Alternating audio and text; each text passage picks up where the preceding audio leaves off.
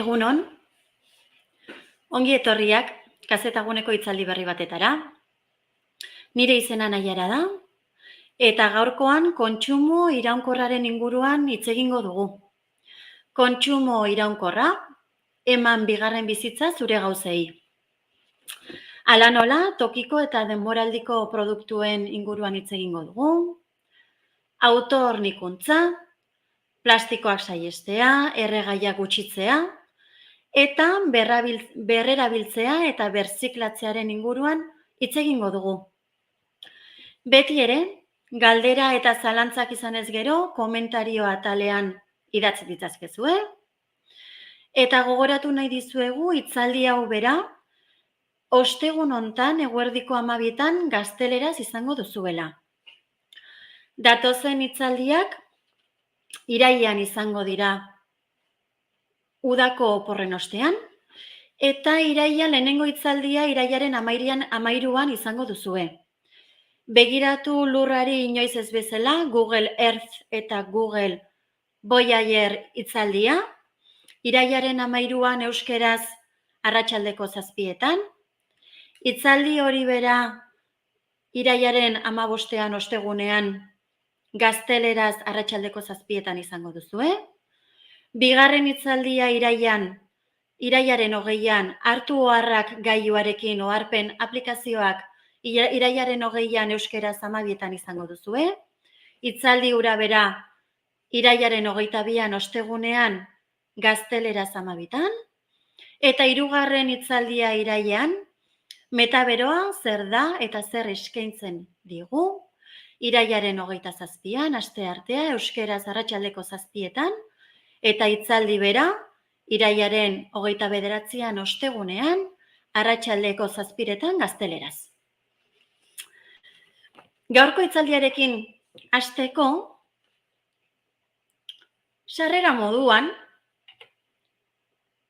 Osloko sinposioak honela definitu zuen kontsumo iraunkorra. Bizi kalitatea hobea izateko, eta baliabide natural eta material toxikoen erabilera ahalik eta gehien murrizteko oinarrizko beharrei erantzuteko zerbitzuak erabiltzea, bai eta produktu edo zerbitzuaren zikloan sortzen diren hondakin eta kutsatzaileen emisioak ere, etorkizuneko belaunaldien beharrak arriskuan ez jartzeko. Hau da, zer esan nahi dugu honekin? Definizio honekin. Hondakinak murriztea eta oinarrizko zerbitzuak erabiltzea garrantzitsua izango litzateke bizi kalitate hobea izateko eta datozenen beharrak arriskuan ez jartzeko. Honetarako, ondorengo puntu garrantzitsuak aztertzea garrantzitsu izango litzateke. Baliabideen erabilera egokia. Hau da, ura, argia, janaria, beharrezkoa dena erabiltzea. Ura ez degunean behar, iturria ixtea. Argia ez degunean behar, argiak itzaltzea. Eta gauza bera janariarekin, behar degun janaria erostea eta kontsumitzea. Hondakinak eta kutsadura murriztea. Hondakinak ahalik eta gutxien sortzen ahalegintzea, eta kutsadura ere murrizten saiatzea. Baliabide berriztagarriak erabiltzea, berritzeko gaitasunaren barnean. Bizi ziklo zabala duten produktuak erabiltzea, ez behin erabili eta zakarretara bota. Kasu hontan, produktuak behin da berriz erabiltzeko aukera hori, eta belaunaldien arteko eta belaunaldi barruko ekitatea. Arduraz kontsumitzeko aholkuak. Askotan pentsatzen dugu denok badakizkigula. Baina aholkuak errepasatzea eta kontuan hartzea garrantzitsu lirateken kasu hontan. Puntu garrantzitsuak betetzeko kontsumo arduratsua gero eta nabarmenagoa bihurtuko duten praktika jasangarriak bultza ditzazkegu. Adibide asko daude, produktuen birziklapena. Gero eta leku gehiago dauzkagu produktuak birziklatzeko aukera horrekin.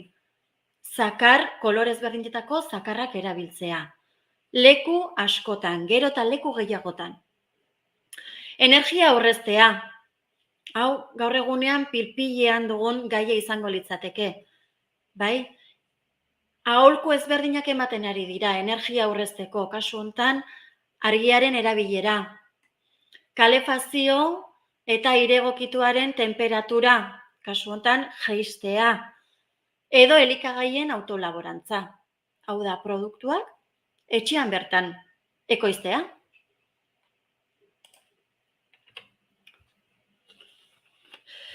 Tokiko eta denboraliko elikagaiak erostea garrantzitsu izango litzateke garai hontan. Hurbileko produktuak erosiz gero, erosketen kutsadura gutxiago sortzen da. Hau da, ekoizten duenarentzat eta erosten duenarentzat kostuak murrizten ditu. Leku aldaketetarako erabiliko liratekeen prozesu kutsatzaile guztiak murrizten ditu. Hau da, bertako produktuak erosten baldin baditugu, garraioa ere motzagoa izango da. Produktuak kontserbatzeko paketatzea murrizten du. Bertako produktuak kontsumituz gero, bertakoak dira, kontserbatzeko produktu horiek gutxiago izango dira. Beraz, denboraldiko produktua kontsumitu. Udako produktua, kasu hontan, tomatea, piperrak, lekak, kalabazinak, udako frutak, eta bertan baditugu. Beraz, aukera hau eskura daukagu, eta gomendagarri izango litzateke kasu hontan.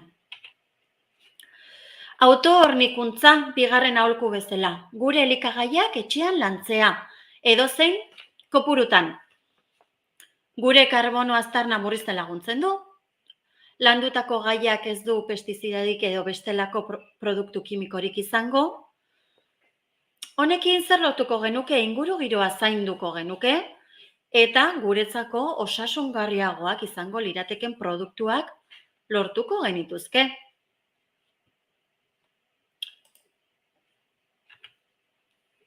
Saihestu produktuak gehiegizko bilgarriekin. Bilgarri gehiegi egoteak saihestu ditzazkeen hondakin ugari sortzen ditu. Gure poltsak eramatea. Alden heinean soltean erostea eta bilgarri plastikoak saihestea.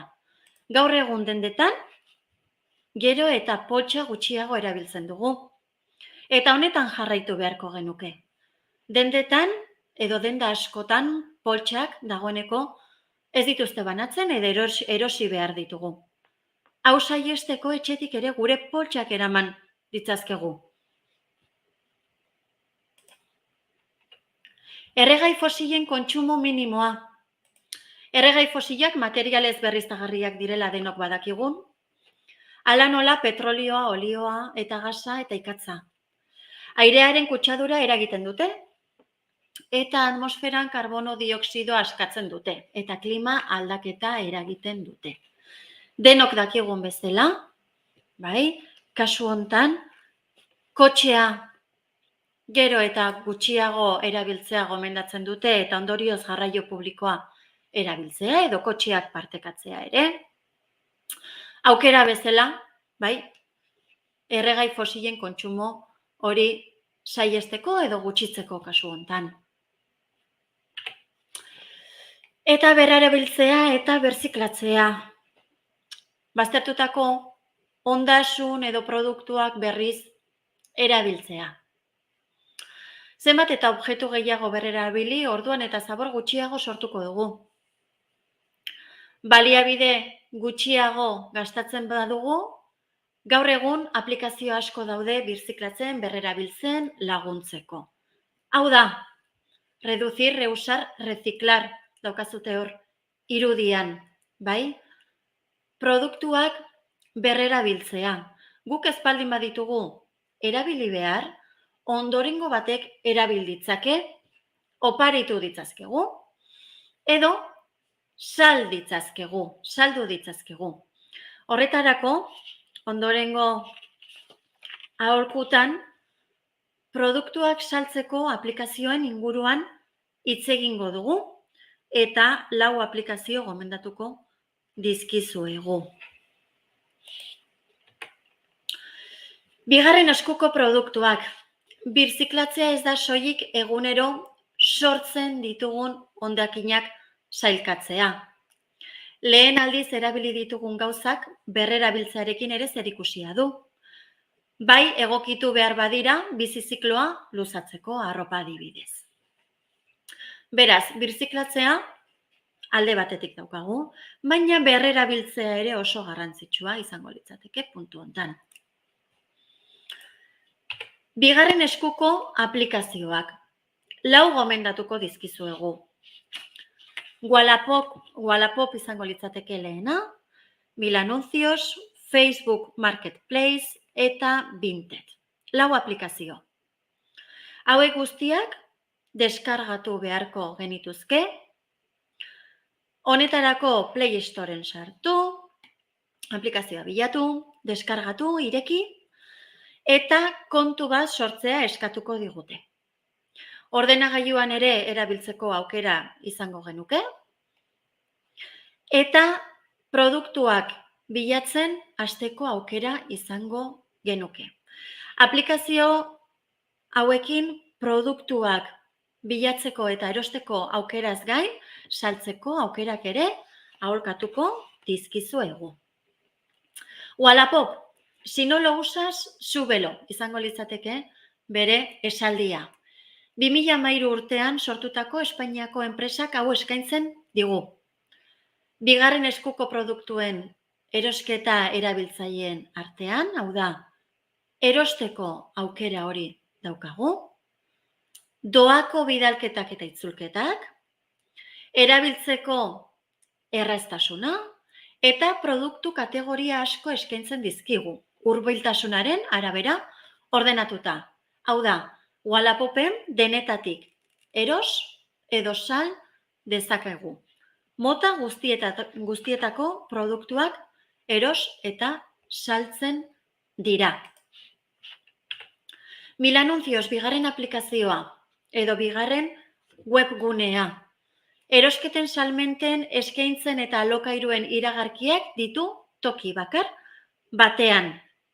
Hau da, iragarkiak biltzen ditu, mota guztietako iragarkiak, eta kasu hontan produktu berriak ere saltzen dira. Egiazkotasuna berresteko eta iruzurrak saihesteko iragarki egiaztatuak bilatu ahal izango ditugu. Mota guztietako produktuak. Hurbiltasunaren arabera ordenatu dezakegu, eta bigarren eskuko produktuak eta berriak. Kasu hontan, bigarren eskukoak eta berriak ere erosteko eta saltzeko aukera. Kasu hontan, hurbiltasunaren arabera, Wallapop eta Milanunciosen hurbiltasunaren arabera bilatu ditzazkegu produktu hauek. Facebook Marketplace izango litzateke 3. zerbitzua. Facebooken aplikazioa produktuen erosketetarako. Erabiltzeko erraza, erabiltzaile ugari, pentsa Facebooken zenbat jende mugitzen den, kasu hontan erabiltzaile ugarirekin harremanetan jartzeko aukera. Harreman zuzena Facebook Messengerri esker, kasu hontan, mezuak Facebook Messenger aplikazioaren bidez bidaliko genituzke. Kasu hontan ere, mota guztietetako produktuak denetatik eros dezakegu. 4. aplikazioa Vinted, bigarren eskuko arropa eta osagarriak saldu, erosi eta trukatzeko aplikazioa. Nazioarteko salmentak, erosketak, erosle saltzailearen babesa eskaintzen digu, komisiorik gabe, eta erabiltzeko erraza kasu hontan ere. Arropa eta osagarriak, kasu hontan, arropa eta osagarriak izango lirateke saldu eta erosten ditugun produktuak. Gogoratu, aplikazio hauek erabiltzeko mugikorrean edo tabletean, Play Store edo App Store aplikazioan sartu beharko genula. Bertan aplikazioaren izena idatzi, Wallapop, Mil Anuncios, Facebook Marketplace edo Vinted, deskargatu sakatu, behin deskargatuta ireki, eta produktuak bilatzen has gaitezke.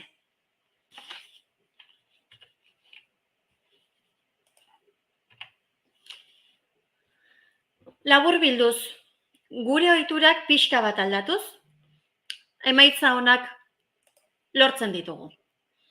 Hau da, bakoitzaren egin beharra izango genuke gai hontan.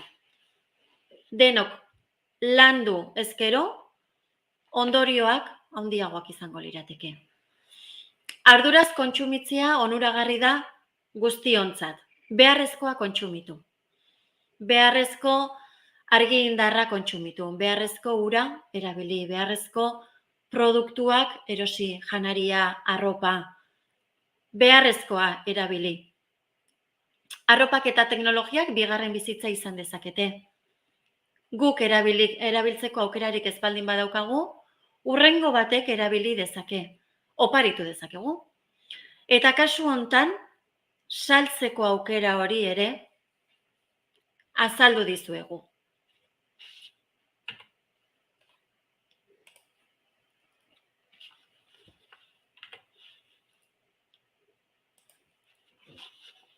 Laburbilduz, gaurko hitzaldia laburbiltzeko. Kontsumo iraunkorra. Tokiko eta denboraldiko produktuak kontsumitu. Momentuan dauzkagun produktuak kontsumitu. Janariaren arloan, frutak, barazkiak, egungoak kontsumitu. Autohornikuntza, etxean ere produktu hauek sor ditzazkegu.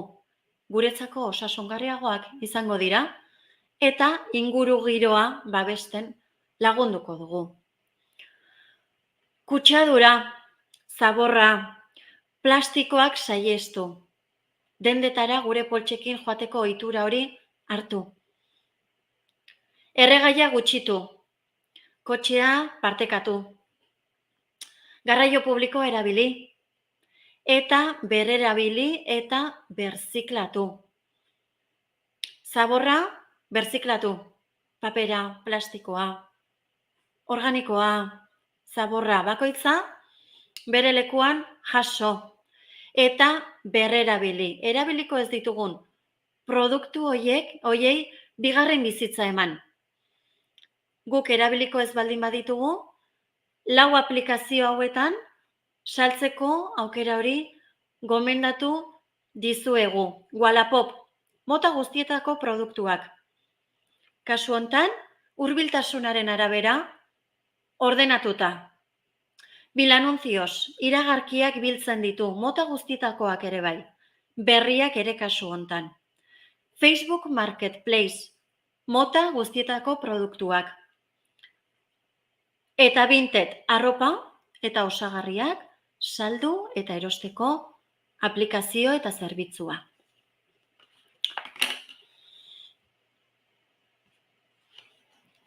Honekin, bukatutzat emango genuke gaurko hitzaldia.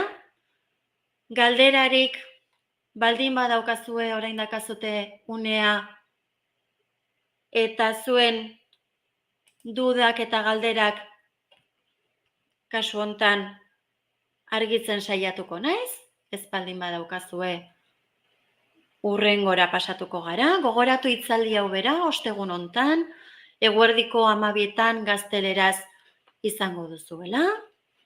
Eta datozen hitzaldiak irailean izango direla. Udako oporren ostean. Lehenengo hitzaldia irailaren 13an izango litzateke. Google Earth eta Google Voyager. Bigarren hitzaldia, oharpen aplikazioak, irailaren 20an, 12etan euskeraz, eta 3. hitzaldia, metaberoa, zer da eta zer iskantzen dugu, irailaren 27an, arratsaldeko 7etan euskeraz. Dudarik espaldin badaukazu, Udaren ostean elkar ikusiko dugu. Nire partetik, eskerrak ematea besterik ez zait gelditzen. Mila esker, eta datorren hitzaldian ikusiko gara. Eskerrik asko.